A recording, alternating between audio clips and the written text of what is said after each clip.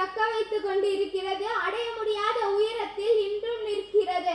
திராவிட முன்னேற்ற கழகம் என்பது அழிய போவதும் இல்லை, யாராலும் அழிக்கப்பட போவதும் இல்லை. திராவிட முன்னேற்ற கழகத்தில் உதய சூரியனாய் ஒளித்தவர் முத்தமிழ் அறிஞர் கலைஞர். அரசியலில் மட்டுமல்லாமல் கலை, இலக்கியம், நாடகம் என்று பல துறைகளில் தடம் பதித்திருக்கிறார். ஓடி வந்த இந்தி பெண்ணே கேள், ஓடி வந்த இந்தி பெண்ணே கேள், நீ தேடி வந்த கோளை நாடு இதல்ல என்று ஒலித்த அந்த 14 வயது சிறுவனின் குரல் முத்தமிழ் அறிஞர் கலைஞரின் குரல். மு.க. ஸ்டாலின் அவர்கள் பெண்களுக்கு மிகவும் முக்கியத்துவம் கொடுத்து பெண்களுக்காக பல திட்டங்களை கொண்டு வந்துள்ளார். பெண்கள் படித்தால் நாடு முன்னேறும் என்ற நோக்கில் மாதம் 1000 ரூபாய் கொடுத்து பெண்களை தன்னம்பிக்கையாகவும் வாழ வேண்டும் என்று உறுதி கொண்டவர். சூரியனிலிருந்து வெளிப்படும் அனைத்து கதிரும் அதே குணாதிசயத்தோடு தான் இருக்கும் என்பதை நிரூபித்துக் கொண்டிருப்பவர் உதயநிதி அண்ணா.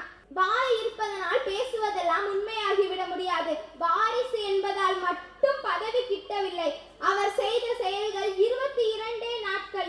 அது மட்டும் இல்லாமல் இருள் என்பது வெளிச்சம் வரும் வரை, இரவு என்பது சூரியன் வரும் வரை, ஏமாற்றம் என்பது மக்களுக்கு அறிவினை புகட்டும் வரை என்ற எண்ணத்தில் தன்னை நம்பி வாக்களிக்கும் மக்களுக்கு அனைத்து உண்மைகளும் தெரிய வேண்டும் என பிரச்சாரங்கள் மூலம் எதிர்க்கட்சிகளின் வேடங்களை களைத்தவர் உதயநிதி அண்ணா. பேச்சாற்றல் என்பது திராவிட முன்னேற்ற கழகத்தின் அழிக்க முடியாத சொத்து. அது திராவிட முன்னேற்ற கழகத்தின் சிறப்பும் கூட. அவர் சிறு செங்கல் மூலம் எய்ம்ஸ் மருத்துவமனை குறித்து அறிவினை புகட்டியவர்.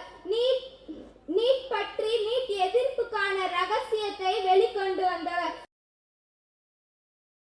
பேரறிஞர் அண்ணாவால் பெருமை பெற்று முத்தமிழ் அறிஞர் கலைஞரால் முக்கியத்துவம் பெற்று இன்று தங்க தளபதி ஸ்டாலினால் தனித்துவமாக இயங்கிக் கொண்டிருக்கிறது இந்த திராவிட முன்னேற்ற கழகம். திராவிட முன்னேற்ற கழகத்தில் பெண்கள் இன்னும் கண்களாக பார்க்கப்படுகிறது என்றால் அது மறுக்க முடியாத உண்மை. ஆண்கள் ராஜாக்களாக பார்க்கப்பட்டால் பெண்கள் ரோஜாக்களாக அல்லாமல் ராணிகளாக பார்க்கப்படுகின்றன இந்த திராவிட முன்னேற்ற கழகத்தில். சமூக சீர்திருத்தவாதி, பகுத்தறிவாளர் என்றெல்லாம் அழைக்கப்படும் பெரியார் இந்த மூட நம்பிக்கையால் பெண்கள் அவதிப்படுகின்றன என்பதை உணர்ந்து மூட நம்பிக்கைக்கு எதிராக குரல் கொடுத்தவர். வீட்டுக்குள்ளே பெண்ணை பூட்டி வைக்க வேண்டும் என்ற இருந்த காலத்தில் வீட்டுக்குள் இருக்கும் பெண் விண்ணை தொட வேண்டும் அளவிற்கு தகுதி வாய்ந்தவள் என்று பெண்களுக்காக முதலில் குரல் கொடுத்தவர் தந்தை பெரியார். சாதி என்னும் பேயை அடித்து விரட்ட வேண்டும் என்று உறுதி கொண்டவர். அவரை தொடர்ந்து பேரறிஞர் அண்ணா. பேச்சாற்றல் என்பது திராவிட முன்னேற்ற கழகத்தின் அழிக்க முடியாத சொத்து. அது திராவிட முன்னேற்ற கழகத்தின் சிறப்பும் கூட. பேச்சாற்றல் மூலமாக மக்களுக்கு அறிவினை புகட்டி மக்களுக்கு அறிவு ஒளி ஏற்றக்கூடிய இயக்கம் இந்த திராவிட முன்னேற்ற கழகம். பேரறிஞர் அண்ணாவோ தமிழ் புலமை பெற்றவர். அவரிடம் ஒரு முறை இங்கிலாந்து மாணவர்கள் வந்து அவரை கேள்வி செய்வதற்காக ஒரு கேள்வி கேட்டனர்.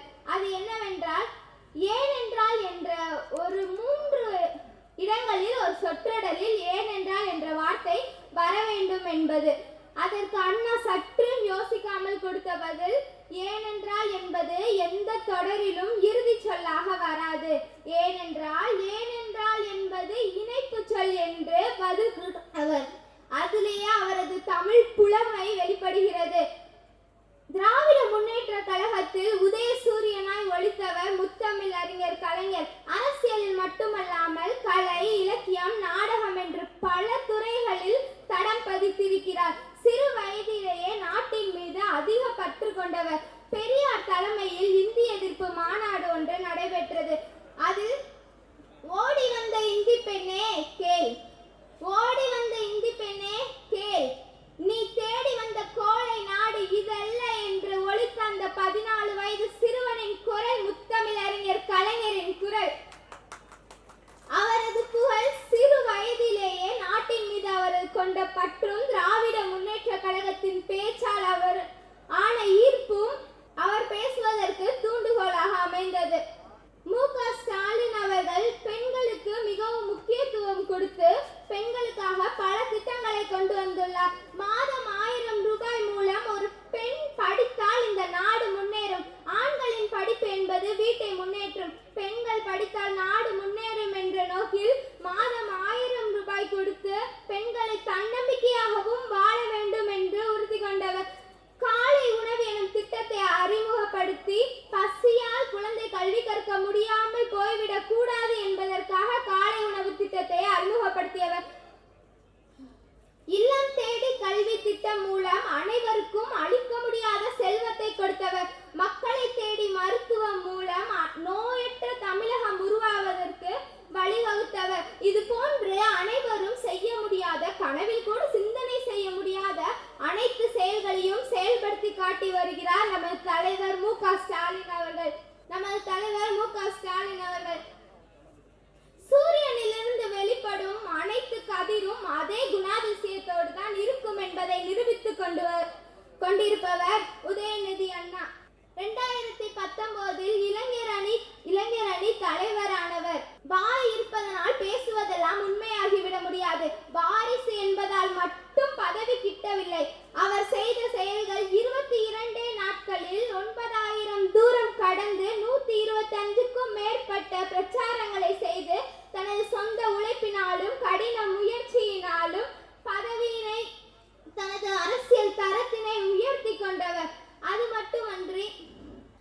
மட்டுமில்லாமல் இருள் என்பது வெளிச்சம் வரும் வரை, இரவு என்பது சூரியன் வரும் வரை, ஏமாற்றம் என்பது மக்களுக்கு அறிவினை புகட்டும் வரை என்ற எண்ணத்தில் தன்னை நம்பி வாக்களிக்கும் மக்களுக்கு அனைத்து உண்மைகளும் தெரிய வேண்டும் என பிரச்சாரங்கள் மூலம் எதிர்க்கட்சிகளின் வேடங்களை களைத்தவர் உதயநிதி அண்ணா. அவர் சிறு செங்கல் மூலம் எய்ம்ஸ் மருத்துவமனை குறித்து அறிவினை புகட்டியவர். நீட் எதிர்ப்புக்கான ரகசியத்தை வெளிக்கொண்டு வந்தவர். இதுபோல கடின உழைப்பும் முயற்சியும் திராவிட முன்னேற்ற கழகத்தின் அடிப்படை குணமாகும். திராவிட முன்னேற்ற கழகம் தனது அயராத உழைப்பினால் இன்றளவு மக்கள் மனதில் யாரும் தக்க வைக்காத இடத்தை தக்க வைத்துக் கொண்டு இருக்கிறது. அடைய முடியாத உயரத்தில் இன்றும் நிற்கிறது. திராவிட முன்னேற்ற கழகம் என்பது அழிய போவதும் இல்லை, யாராலும் அழிக்கப்பட போவதும் இல்லை. திராவிட முன்னேற்ற கழகத்தின் குரல் எங்கும் எப்போதும் ஒலிக்கும் என்று கூறி வாய்ப்பளித்தமைக்கும் வாய்மொழி கேட்டமைக்கும் நன்றி கூறி விடுகிறேன். இதுபோல கடின உழைப்பும் முயற்சியும் திராவிட முன்னேற்ற கழகத்தின் அடிப்படை குணமாகும். திராவிட முன்னேற்ற கழகம் தனது அயராத உழைப்பினால் இன்றளவு மக்கள் மனதில் யாரும் தக்க வைக்காத இடத்தை தக்க வைத்துக் கொண்டு இருக்கிறது. அடைய முடியாத உயரத்தில் இன்றும் நிற்கிறது. திராவிட முன்னேற்ற கழகம் என்பது அழிய போவதும் இல்லை, யாராலும் அழிக்கப்பட போவதும் இல்லை. திராவிட முன்னேற்ற கழகத்தின் குரல் எங்கும் எப்போதும் ஒலிக்கும் என்று கூறி வாய்ப்பளித்தமைக்கும் வாய்மொழி கேட்டமைக்கும் நன்றி கூறி விடுகிறேன்.